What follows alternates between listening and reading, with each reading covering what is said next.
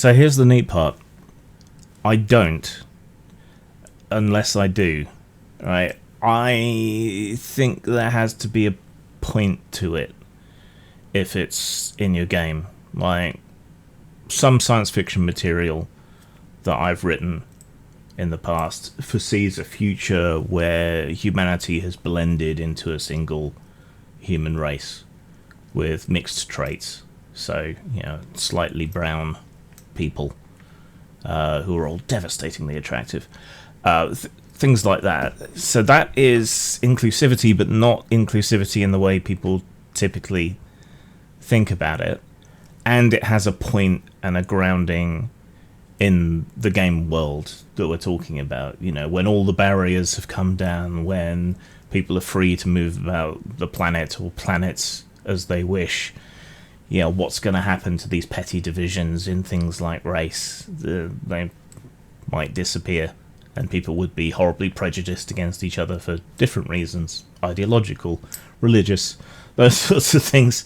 So, and I want the game to be more about that, perhaps, than anything else. So that would be why I make that decision. Other games might be historical, and I'm of the belief that it cheapens the stories from history if we just pretend that slavery or segregation or the oppression of women didn't happen.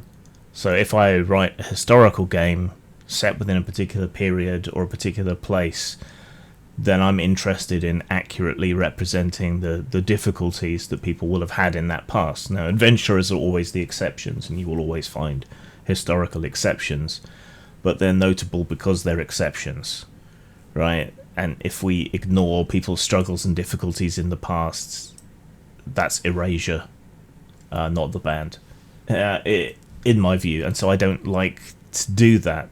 I think there's also a risk when you aim for inclusivity and representation that it just becomes an excuse to project your own personal bugbears, again, no pun intended, into a game. So you end up with things like Coyote and Crow, with the, what if the white race was completely wiped out? It strikes me as horribly racist.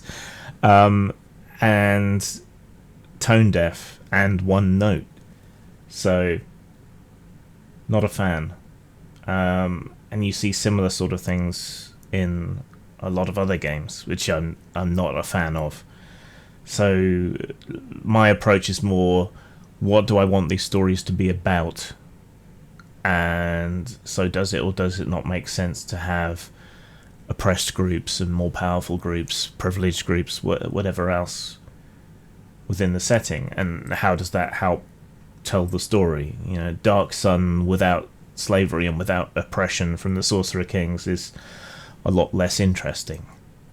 And I do find that this drive to try and please everybody and to include everything results in worse stories, less interesting, less exciting game worlds, and so on, and the erasure of struggles either directly or in terms of representation.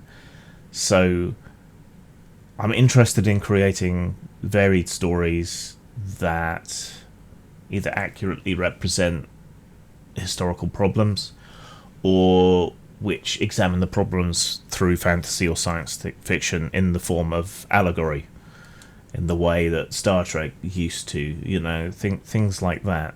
That's what interests me. But inclusivity and representation is not a concern of mine, save how it arises from the demands of story, game design, game world, creating plot hooks and all the rest of it, because I feel that this constant pursuit of keeping everybody happy has made everything the same. It's just like this vague United Colours of Benetton, Coca-Cola, I'd like to buy the world a Coke, sort of corporatist mush that doesn't really do anything for me. If I were to succumb to making every game about my personal bugbears, they would all be about social democracy and BDSM, which would keep a very small segment of the population very happy indeed, I'm sure, but it wouldn't be satisfying to me and wouldn't appeal to different groups of people. So I'm not interested in it, basically.